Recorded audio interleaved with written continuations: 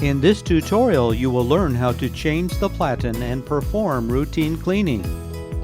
Before beginning, turn power off and remove all media. If your printer has the dispenser option, open the door. To remove the platen, release the two bearing retainers and rotate up. Use the bearing retainers to lift the platen. Remove the bearings and gear from the shaft, noting their locations. Moisten a lint-free wipe with isopropyl alcohol. Clean the platen while turning and moving from end to end.